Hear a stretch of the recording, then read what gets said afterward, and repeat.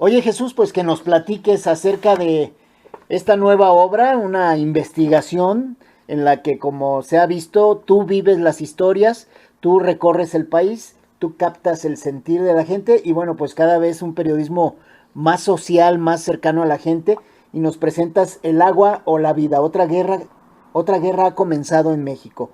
¿Qué nos puedes Así decir de es, este tema? así es, Luis Carlos. Pues muchas gracias primero por tus atenciones para con este libro y comentarte que, bueno, este es un tema de investigación también que es resultado de un recorrido amplio por todo el territorio nacional. Recorrí, ahí en el libro plasmo 916 conflictos del agua, que es donde las empresas están arrebatándole el agua a las poblaciones. Las poblaciones prácticamente se han levantado en armas, han hecho una resistencia social en esta defensa del agua y eso ha generado pues, un conflicto mayor que viene a abonar a la violencia que existe en el país. En este trabajo no es un trabajo de buró, es un trabajo de investigación in situ, donde recorro cada uno de los 916 sitios donde había conflicto y donde a la fecha pues yo te puedo agregar que ya no son 906 puntos, ya son 916, Ajá. pero el libro recoge los 910 puntos que hasta el año pasado estaban en conflicto. Este libro trata únicamente de demostrar cómo el neoliberalismo o el neocapitalismo tan feroz que se ha posicionado en México ha entrado con el discurso fácil del desarrollo social y el mejoramiento económico de las regiones, pero en realidad lo único que están dejando es pobreza y arrebato de la riqueza de los recursos naturales que tenemos en México, y pobreza y enfermedades a la población. Entonces no está dando resultado este modelo económico planteado desde la llegada del presidente Salinas de Gortari, que abrió prácticamente los recursos naturales mexicanos a la llegada de empresas transnacionales. Y lo vemos, ya lo había visto yo en el libro México a cielo abierto, Uh-huh. concretamente con lo que es la industria minera.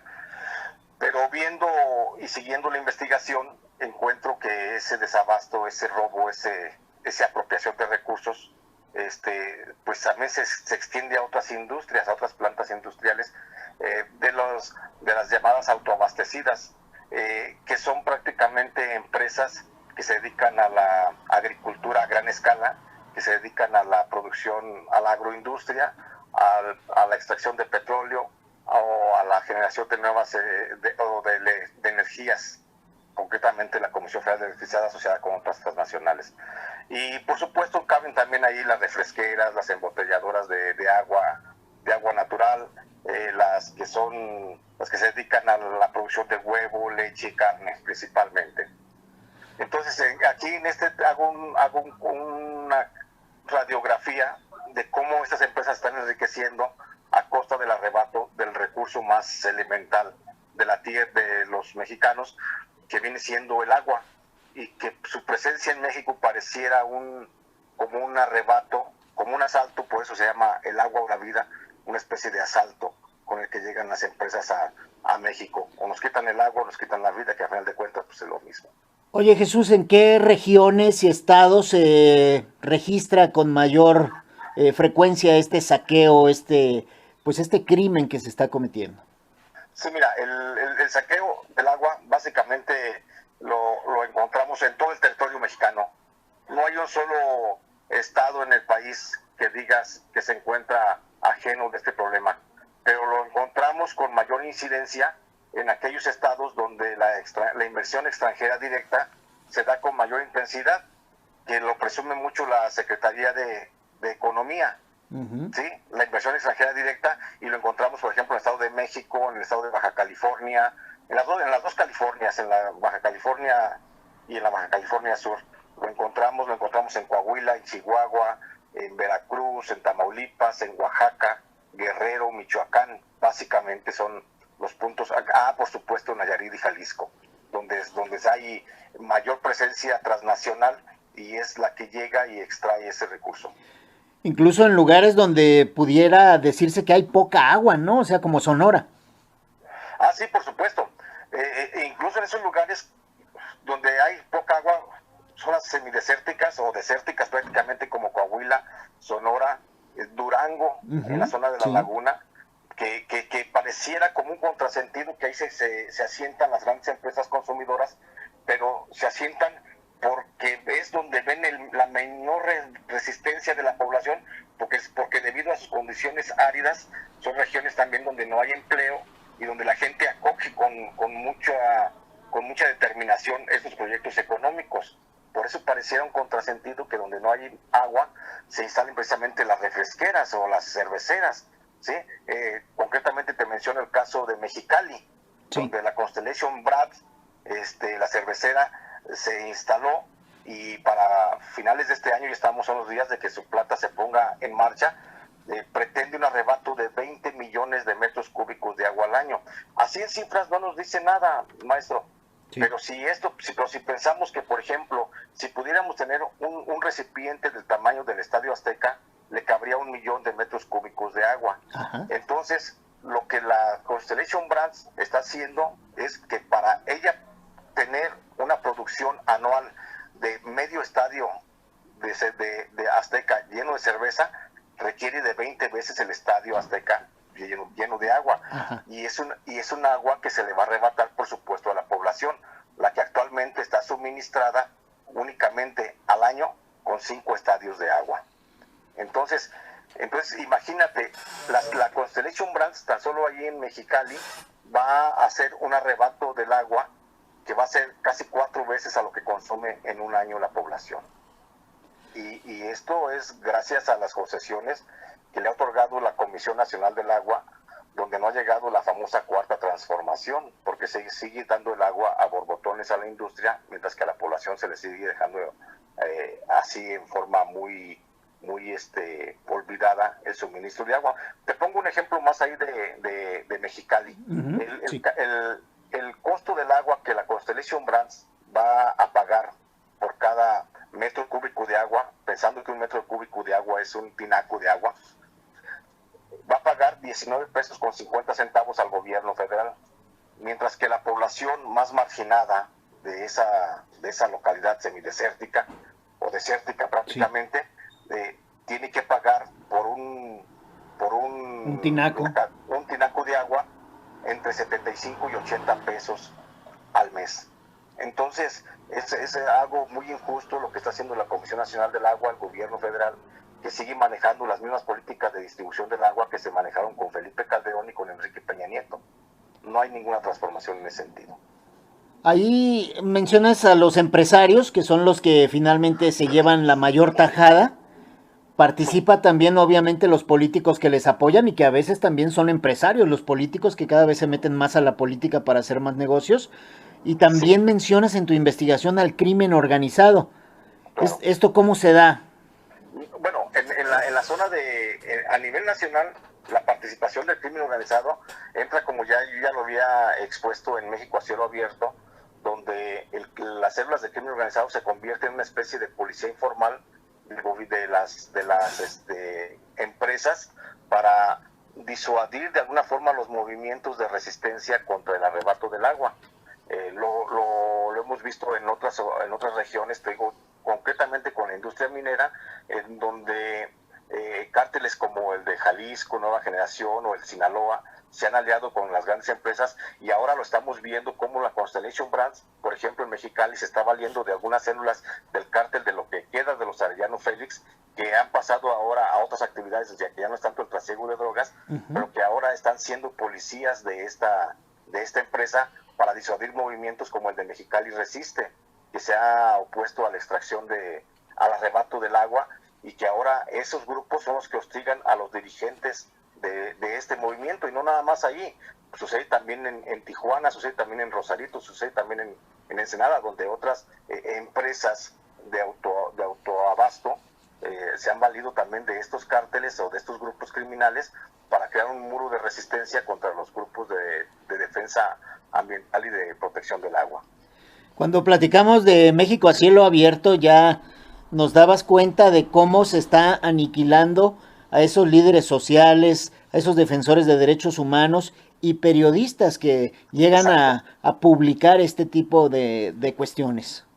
Exacto, y eso lo volvemos ya lo habíamos visto en México a cielo abierto, y aquí se vuelve a reafirmar en en el agua o la vida, vuelvo a reafirmar en la investigación cómo algunos defensores que han tenido que enfrentar a grandes empresas, pues han terminado, en el menor de los casos, han terminado desplazados de sus regiones, pero a la fecha tenemos 173 activistas en todo el país que han sido asesinados a causa de ello. Y por decirte nada más una cifra, de los 18 periodistas asesinados en el 2018, de los 17 en el año anterior y de los 13 periodistas que van a la fecha, por lo menos 25 de ellos han estado relacionados con movimientos de activismo social que defienden los recursos. Y eso la Procuraduría, hoy la Fiscalía General de la República, pues no tiene una línea de investigación clara sobre eso, ni siquiera toca casos, por ejemplo, como el de Samir Flores en la zona de Morelos, que se opuso a la instalación de la termoeléctrica en Yecapixtla porque se iba a consumir todo el agua que hay para la agricultura a baja escala. Termina asesinado, y en las investigaciones con relación a su asesinato ni siquiera se menciona que la muerte pudo haberse debido a causa de su resistencia por la defensa del agua. Entonces ahí hay un claro actor. Incluso hay un fenómeno nuevo en México donde ahora los cárteles también se dedican al cobro del agua, como sucede en Morelos, que existe un cártel, el llamado cártel Tlahuica, que se beneficia con un porcentaje del cobro que hacen los organismos operadores de agua de Morelos, porque ellos se han autonombrado los dueños del agua y son los que le venden el agua por comisión a los gobiernos locales. Entonces, ese tipo de problemas, como el que está sucediendo en Morelos, pues ya se replica en otras partes, en la zona de la laguna.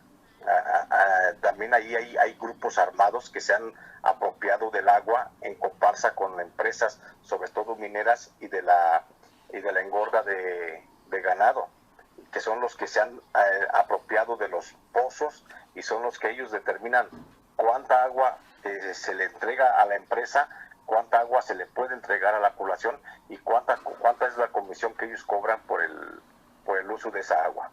Y hablábamos de políticos metidos a empresarios o empresarios metidos a políticos que están dentro de esta situación, y se habla incluso del gobernador de Baja California, Sí, que es propietario o es socio de una desaladora o desalinizadora en playas de Rosarito. Sí, y por supuesto, Kiko de la Vega es uno de los empresarios políticos mexicanos que se han beneficiado con esa extraña mezcla entre política y empresarios, donde llegan y mueven las estructuras del gobierno a su favor para que se lleve a cabo este proceso. Y no nada más eso es el caso, por ejemplo, de Kiko de la Vega, que se queda con la desalinadora o que pone una desalinadora para vender más cara el agua al organismo operador de agua de Tijuana, sino es el hecho de que con su famosa ley de asociaciones público-privadas, ahora están permitiendo o están buscando que los organismos operadores de agua de los municipios pasen pues a ser una industria, una empresa privada, lo que incrementará sustancialmente el costo del agua. Y así encontramos, por ejemplo, el costo del agua que a la población por litro que le llega a la población y que cuesta entre 6 a 7 pesos. Si llegan a concretarse esos acuerdos de las asociaciones público-privadas, el agua no va a ser de 6, 7 pesos, va a ser hasta de 18 o 20 pesos, como ya lo hemos visto con algunos organismos operadores en Puebla, en Puebla y en Coahuila, que se han particularizado, o se han privatizado, mejor dicho, y que han incrementado hasta el 100% las cuotas del agua. Entonces, esos empresarios, como el caso de Kiko de la Vega, pues dejó una forma ahí muy clara, muy definida para beneficiarse con organismos operadores de agua potable, en donde por supuesto él interviene como un inversionista a costa de la sed de la población. Cuando hablas acerca del surgimiento de este problema o el agravamiento, que es cuando viene este periodo, globalización, neoliberalismo, pareciera que hablamos pues del pasado, ¿no? Pero este problema continúa. ¿Qué está pasando ya en los primeros meses de esta administración? Al menos hasta donde llegaste en la investigación, en el cierre. Sí, mira, pareciera como si nada más estuviéramos hablando todo que fuera responsabilidad del neoliberalismo que implementó el presidente Carlos Salinas de Gortari, que luego siguieron los siguientes presidentes de la República. Pero la verdad es que poco a poco se ha ido refinando el modelo jurídico en el país para llegar al punto de quiebre en el que nos puso el presidente Enrique Peña Nieto, que es la posibilidad de privatizar el agua potable en todo el país. Y esa es una situación que el gobierno de la Cuarta Transformación, el de López Obrador, no ha querido tocar. Se ha dicho en algunas ocasiones que está en contra de la privatización del agua, pero no ha hecho ningún solo movimiento jurídico, legislativo, para transformar las leyes en el sentido de que puedan revertirse las reformas que podrían propiciar la privatización del agua. El gobierno de López Obrador, en el sentido del agua, no se ha movido un ápice de la línea marcada por el gobierno de Enrique Peña Nieto y anteriormente por el de Felipe Calderón. Es decir, vamos en una ruta hacia la privatización del agua, no nada más de la privatización del agua, sino también en cuanto al suministro de cantidades de agua para la población. Es decir, hay iniciativas de reforma a la ley del agua para que los municipios tengan ahora cierto porcentaje de la extracción del agua de las cuencas en función de sus poblaciones. Es decir, ya no nos van a dejar que las comunidades, cualquiera que tú digas, se abaste con un pozo en la proporción que sea, sino que ahora tendrá que ser el suministro en función de la población que tenga. O sea, un suministro de agua más o menos como algo así como proporcional a su población. Entonces, creo que estamos ante la situación de un mayor riesgo para el abasto de las poblaciones, y estamos llegando a un punto de quiebre donde el agua cada vez es menos, y tan es menos, y lo comienza a ver ya la Comisión Nacional del Agua, que ha limitado mucho la entrega de permisos para la perforación de pozos para el suministro de la población, pero no la ha limitado para el suministro de la industria establecida. Es decir, te pongo un ejemplo. De Jamillo, Michoacán, hay una comunidad que lleva 25 años gestionando la perforación de un pozo, y siempre hay trámites que no pueden resolver estas gentes. Pero un empresario que se dedica a la industria ganadera de porcinos en esa zona logra 3 permisos de agua potable en un periodo promedio de 22 días para la perforación. Entonces, eso no lo ha podido frenar la administración del presidente López Obrador. No se ve cómo se pueda frenar más que con una reforma de ley que limite la extracción de agua por parte de las industrias.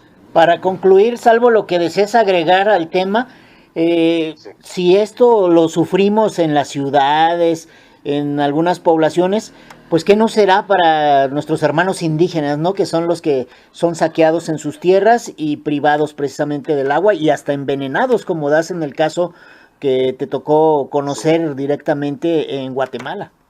Exactamente. Mira, el problema que viven las comunidades indígenas es más lamentable, a lo mejor por su poca visibilidad, que el que vive en las zonas urbanas y generales en el país. Porque aparte de que a ellos se les arrebata también el agua, no tienen voz visible de su protesta. Ellos también están sufriendo las consecuencias de la perversidad de los capitales que llegan, introducen a través de la distribución de dinero una división en las comunidades, y esto crea luego conflictos interétnicos, ¿sí? O intraétnicos, dependiendo del caso. Hay a veces que comunidades, por ejemplo, en la zona de Chiapas, confrontan una comunidad indígena con otra, o hay conflictos como en el caso de Michoacán, donde la propia comunidad indígena de Apurépecha está confrontada en sí misma desde adentro, porque las empresas han entrado a dividir, entregando recursos a unos grupos y dejando a otros. ¿Para qué? Para que se den conflictos y se olviden realmente del problema medular, que es el robo del agua por parte de las industrias. Creo que el problema de la industria, de las comunidades indígenas es más grave, porque entre las comunidades indígenas es donde se registra la mayor cantidad, no nada más de activistas agraviados a través del asesinato, la desaparición o el secuestro, sino a través del desplazamiento. La población indígena que en este momento se ha desplazado, y que hablamos, si México tiene a la fecha 170,000 desplazados de sus localidades, el 70% corresponde a poblaciones indígenas que se quedaron que salieron de sus localidades, no por la ola de violencia, sino simplemente por el desabasto del agua, y comienza a darse en México una situación que se llama, o que yo llamo allí en el libro, el desplazamiento por sed, que la gente comienza a buscar lugares donde haya agua, y esto es producto de las empresas que están creando o que están ensayando este guión en algunas regiones indígenas del país.